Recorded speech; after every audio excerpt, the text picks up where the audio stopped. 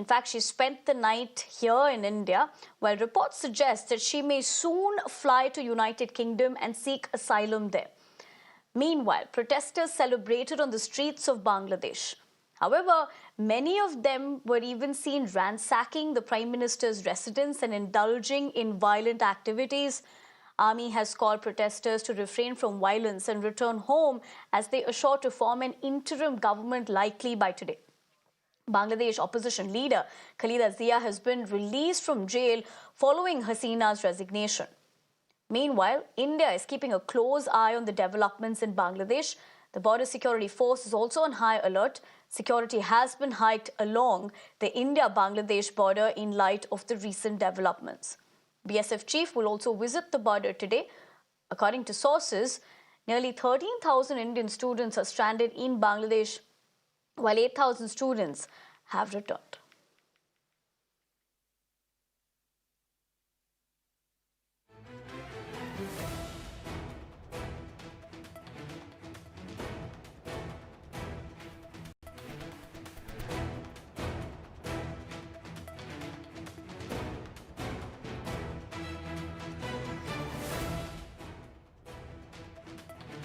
All right, to better understand this, I'm given to understand Mohd Yunus, a Nobel laureate, joins me on the broadcast today to, of course, further understand the given situation as well.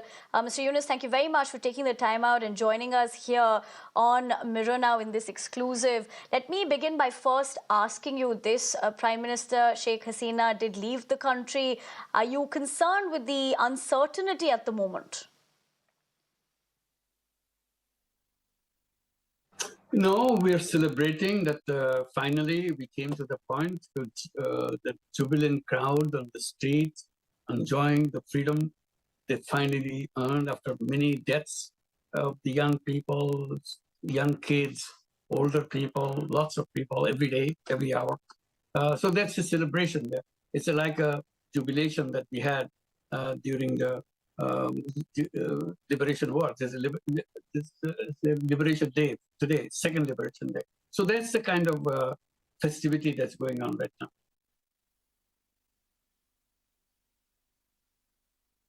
And as you point that out, but in fact, all of this has happened after weeks of protests, over 100 lives being lost. We looked at how the intensity of the situation there. There are police stations which were burned, minorities whose homes are being targeted. Surely the situation from the law and order perspective is far from desirable.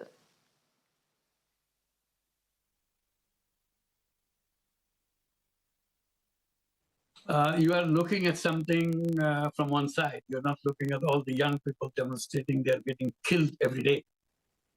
It's the government bullet hitting them. They brought the police, they brought the paramilitary, they brought the military, they got curfew, they have everything. And then in that, you're saying that they are doing everything else. They're saving their life was the most important thing for them.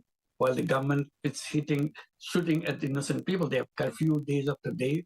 They had the shoot to kill to order for everybody, from police, paramedical, army, and also the army itself. So that's the situation they have emerged from. They continued their march on the street. They continued their struggle to make sure they're successful. Finally, they changed their, in a desperate way, they said, only way we can succeed, Hasina must go. So they became one point demand, and that finally Hasina has to go. In fact, as you pointed out, one of the images of a Sheikh Mujib statue being vandalized is on the screen. How do you think things have come to such a pass? Yes, that's what I've been telling. I said, Hasina has made people's minds so bitter. They now even attack her father. So it's the bitterness which accumulated among the people now expressing them, because finally she left, so they have to express that. So it is the fault of the person who created this environment for. In fact, as you point that out, India's perspective of Sheikh Hasina, of course, she's physically present here in India. You have been critical of India in the past. But what are your expectations from India at the moment?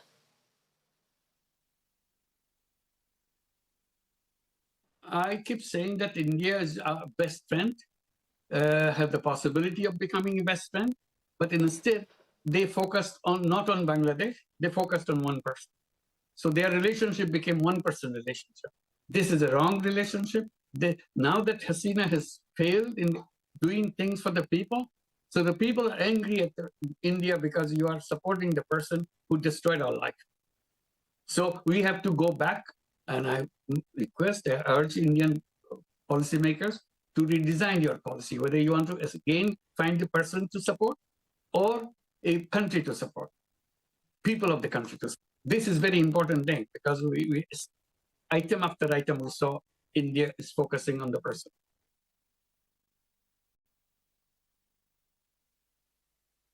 Right, Mr. Yunus, as you pointed out, I want to thank you for taking the time out and joining us here on this Mirror Now exclusive. But for the moment, we'd have to leave the conversation at that. But of course, we'll continue to track all the developments as far as the situation in Bangladesh is concerned. In fact, just like that conversation happened right now, we were talking about how these demonstrations have intensified over the last couple of weeks. You're looking at the visuals of the same that we did essentially look at when the protesters had come together, given the current situation. And what we've looked at after that mounting pressure, there was a lot of clamor, remember, for Sheikh Hasina to be resigning, and after which we did see that happen yesterday. But the manner in which it has panned out for the country, also several questions about what next, how would this really pan out in terms of not just the ground zero situation for Bangladesh, but also geopolitically speaking, what could be the implications of the same. Having said that, remember, Sheikh Hasina did flee to India, but there are no reports yet as to what the next plan of action is. But I do understand Times Network consultant Shinjoy Chowdhury joins me live on the broadcast, in fact, from the newsrooms this morning. Shinjoy, a very good morning to you. Thank you very much for taking the time out to help us draw better perspective given the situation at the moment. Of course, many conflicting reports as to what this would essentially mean for Sheikh Hasina at the moment. Of course, she did take shelter in India yesterday, like we did see that. But let's begin by talking about essentially what it means for Bangladesh and her, given what the situation that we're looking at, Shinjoy. Well, first of all, things are not very good in many ways. Yesterday, we've heard that there have been attacks on minorities and one Hindu MLA has been killed. That is the report we are getting. That's, of course, the first thing. But beyond that, what the army wants people to settle down, people to go home. And then there can be talks with the students, there can be other talks with other people, and things could come to a settled situation. But that hasn't happened so far. There is still a lot of fighting in the streets, a lot of trouble still happening. That's the first thing. Of course, the students have said that Mr. Yunus of Grameen Bank should be the president. Now, he was someone who Sheikh Hasina absolutely despised. And of course, he has a Nobel Prize in Peace. He is very close to parts of the establishment in the United States, Hillary Clinton and other people. So he is a candidate, at least according to the students. As far as India is concerned, Sheikh Hasina has been very helpful. Over these years, one of the first things she did was to ensure that all these terrorist camps, all these insurgent camps of Alpha and the other groups were uprooted and were removed from Bangladesh. That improved the law and order situation in the northeast states enormously. And for that alone, India has to be very grateful. The second thing that India has achieved in the era of Sheikh Hasina has been the closer ties with Bangladesh in terms of logistics, waterways, roadways, railways, electricity, all of that helping India, helping Bangladesh, and helping Bhutan. Now, these things, we will have to see if this will continue. The third thing, of course, has been this issue of minorities. Sheikh Mujibur Rahman was a very secular man. He used to say, we are not Hindus, we are not Muslims, We are not Christians. We are Bengalis. Sheikh Hasina, it has to be said, followed that same principle. But now, while no one will say this, but the attacks on minorities there have been scattered attacks on minorities. As I said, one MLA has been killed, is the report we are getting. So there is a little bit of a concern there. Of course, the borders have been strengthened. There are a lot of BSF troops all along the border with Bangladesh. What we are also hearing is that lower level people from the Awami League may try to come into India. They may seek asylum in India.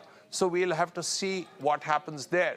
As far as Sheikh Hasina is concerned, we are getting reports, not fully confirmed as yet, that she may want to live in India. Now, the initial reports we got was that this would be a sort of staging post. She will go from here to either England, where her niece is part of the establishment.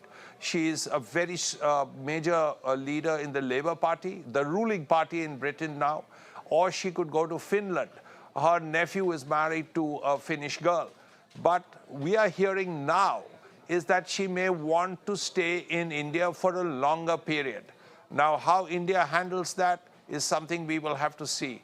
But this is what we are hearing, that Sheikh Hasina, currently in India, may want to live in India for a longer period of time. So that is one option. This is something the government of India will have to deal with. We don't know the final situation, how the government will see this.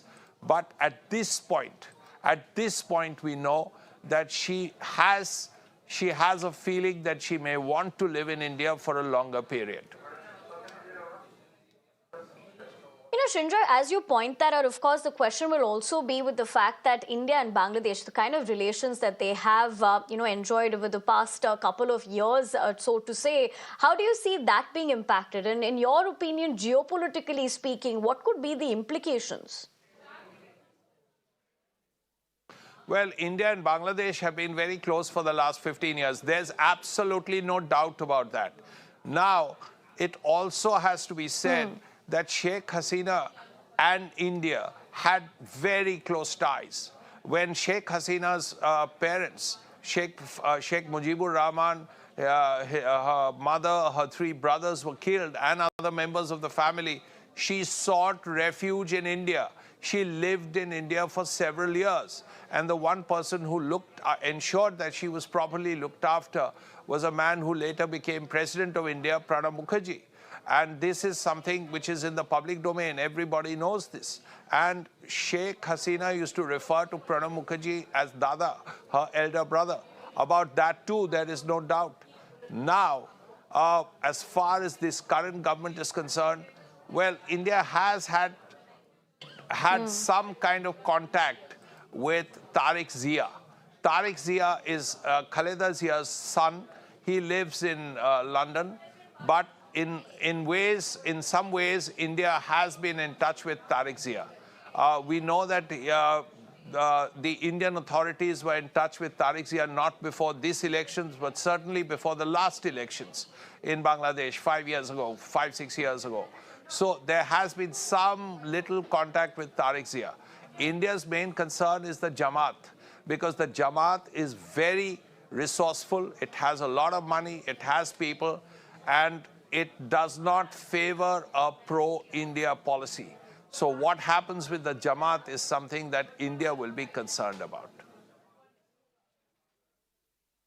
Shrindra, as you pointed out, we were also in that exclusive conversation with Nobel laureate Mohd Yunus, who did speak about the fact that as far as India-Bangladesh relations are concerned, he believes, in his opinion, it became more about one person, that is Sheikh Hasina, rather than the relations about these two countries. And at some point, if we were to infer from that conversation with him, he says India would have to choose between Bangladesh and Hasina.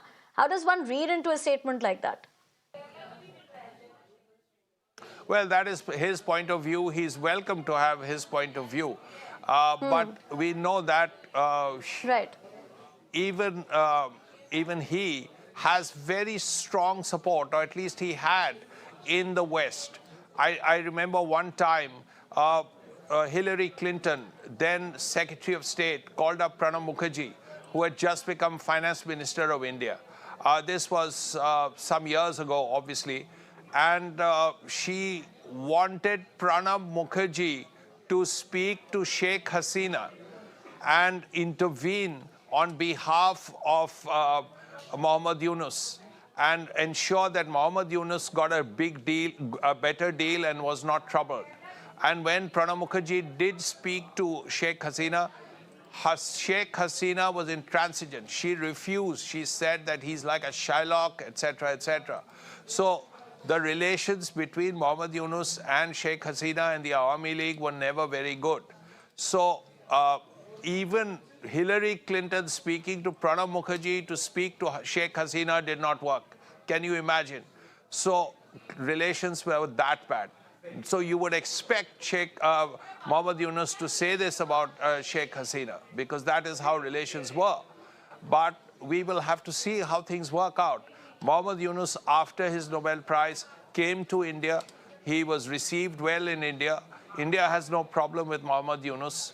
So we will have to see how things work out. But it has to be said that there has, the Sheikh Hasina's going has been a loss for India, because India committed to Sheikh Hasina, India believed in Sheikh Hasina, and Sheikh Hasina supported India to the extent that she could. Now a new chapter begins, and it could be a difficult chapter.